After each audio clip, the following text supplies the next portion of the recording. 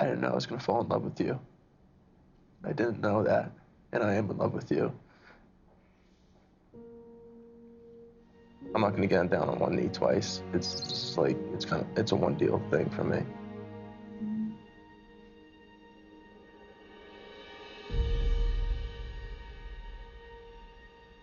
When he's gotten in his own head, he's probably told a lot of stories. He's probably given a lot of meaning to the situation. He feels betrayed by her not being able to be more reassuring.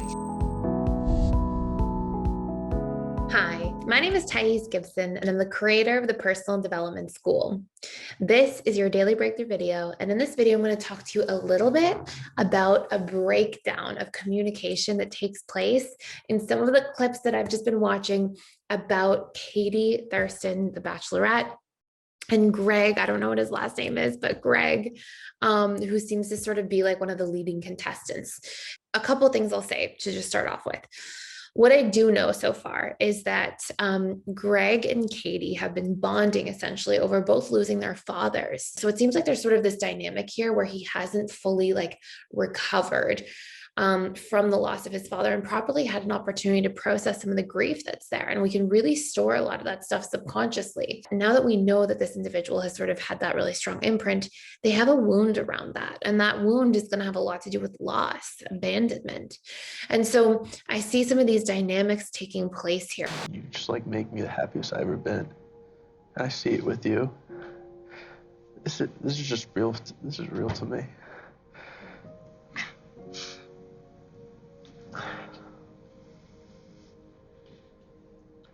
Honestly, I haven't been this vulnerable with anybody in my life. I don't know what else to show you at this point or what else to tell you at this point. I know in my heart I'm not gonna have any regrets after this. I'm not gonna get down on one knee twice. It's just it's a one deal thing for me.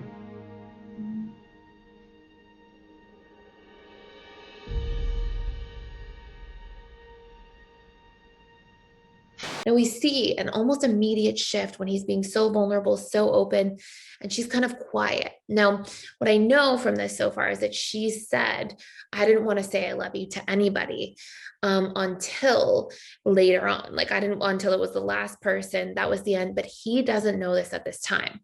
And so what we see is he's pouring his heart out, and he feels clearly rejected and maybe a little bit abandoned by the way that she shows up to respond and return. And she's quite quiet and she's sort of taking everything in.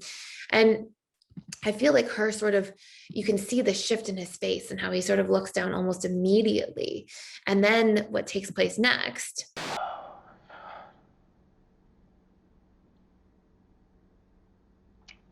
Yeah, I mean, it is tough, and I had to explain things to your family, I told them you're here next week, and I told them our connection is so strong, and I really do believe in it, and we've made it this far for a reason, and it is going to be hard, but at the end of it, it's going to be worth it.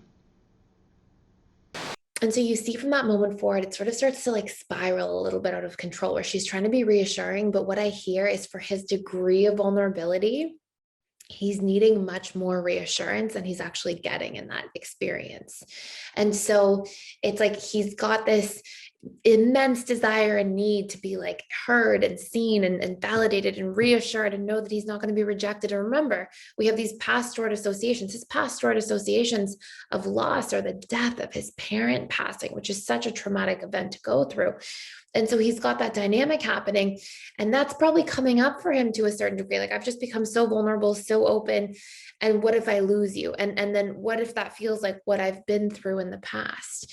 And so you can see the level of reassurance she gives is not enough to fill the cup of the void that he's feeling when that rejection and fear wound is coming up, that fear of loss.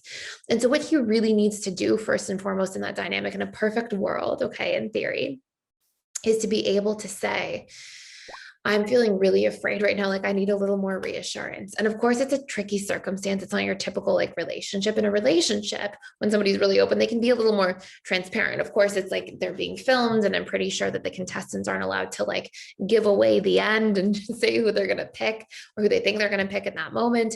So obviously, she can only give him so much, but there could be more in that situation if he expressed a little more vulnerably, not how he's feeling, but what he needs.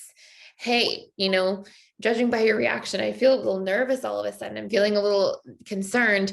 I just need reassurance that there's some care here. Now, here's the really interesting part. He can get some more reassurance from her, but ultimately, after his degree of vulnerability and the level of need that he has, he probably isn't going to be able to get the full reassurance from her because she can't stop the show and say, that's it, it's a wrap, I'm choosing you. So he, in that situation, needs to be able to go back to the relationship to himself and really go home and be able to give himself some reassurance why I will be okay even if this doesn't work out, why I'm okay to stand on my own, why I'm in the right position right now by being open, by being vulnerable, why I can recover, why I can support myself if things don't go well. So he can sort of like put some of these worst case scenarios to rest and give himself some of that support, because obviously he's very active in his fears. It's like he boils, right? You almost see like from that conversation to the next one, he's gotten in his own head. He's probably told a lot of stories. He's probably given a lot of meaning to the situation. He feels betrayed by her not being able to be more reassuring. I'm sorry that night went the way it did. But also I am confused at how that one night can change everything. Because it wasn't you anymore. That wasn't you. Katie, you put up a wall that night in front of me, and you haven't done that for me before. During the day, you're one way with me, and then when I told you that night, you were completely different. Your whole entire demeanor, everything about you shifted. I don't know why. Like, I don't know. I can't give you an answer. It's not because something's changed with us. You've always been my number one from the very beginning. And then you see him become much more avoidant and start pushing her away and saying, I can't, I deserve more, and making her the bad guy and sort of pushing that there. And what I really see here from Katie's side is that she begins to shut down, and I see her become sort of the more dismissive of the two, where she doesn't know how to articulate and she's a little bit confused.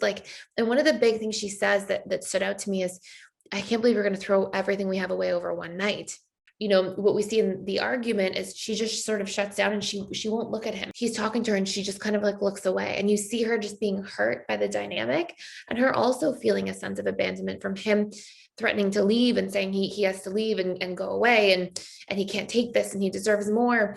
And we see her just kind of withdrawing and like totally looking away as if she feels so hurt by his version of disconnecting, and she doesn't like feeling vulnerable, and she just sort of shuts down.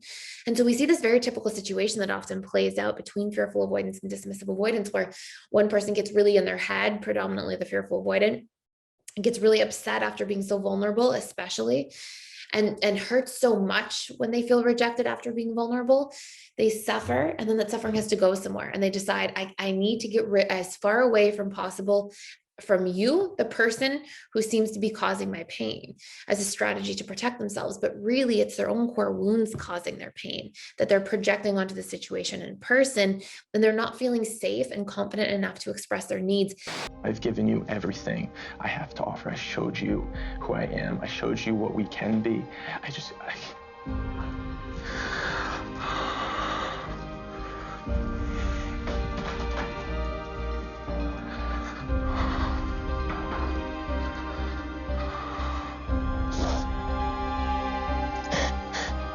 And so what we have is these two people who obviously care a lot about each other, that have very poor ways of communicating and poor coping mechanisms here. And ideally, Greg would say, I need a lot more reassurance. I know you can't tell me everything right now, but I need reassurance that you care, that your feelings are strong for me, and get really specific as to what he needs and how she could give that to him so that he can receive and feel a little settled. And ideally as well, he doesn't go into like storytelling mode and start giving meaning to things. It looks to me from like what I can see in these clips that like he was going to be picked. He was like the person. And he got so in his own head, so afraid of the rejection, and shut down so much and pushed her away so much that it's almost like he self-sabotaged the relationship because he couldn't handle that level of vulnerability and that level of emotion without without the fears kind of getting in the way. And then we see her not know how to like communicate and reassure as much as she needs to, feel hurt by him pulling away, and shut down herself as a subconscious strategy to protect herself. And it's like these two sort of dynamics, and she needs to express what she needs as well. Like she needs to be able to say to him in a perfect world, I'm confused about what you need. I really want to meet your needs. I really want to be able to be here with you and for you and work through this, but I'm confused. Can you tell me specifically what it is and how I can give it to you? And also, I'm hurting right now. I feel you pulling away, and I feel hurt that you're going to throw everything away when hopefully we can just communicate through this. And so it's just so interesting because it's such a dynamic of like poor communication more than anything else taking place, that again, if communication could just be better in a relationship dynamic, these things wouldn't have to happen. And so what ideally would happen is both parties communicate more clearly, open up more vulnerably, share specifically how they're feeling and why they're feeling that way, over explain it a little bit because they're still learning each other and trying to figure out where one another are coming from, and state specifically what they need to feel better. And work to reinforce each other from that perspective. So just a high level sort of reaction video here. I hope you enjoyed this. I hope this makes a lot of sense. Thank you so much for watching. Stay tuned for more. Please like, share, and subscribe if you haven't already. And if you want to do a much deeper dive into communication, we've got an amazing communication scripts course and conflict resolution course inside the Personal Development School that you can try out for free by clicking the link below for a 7-day free trial to check out those courses. And I will see you in the next video.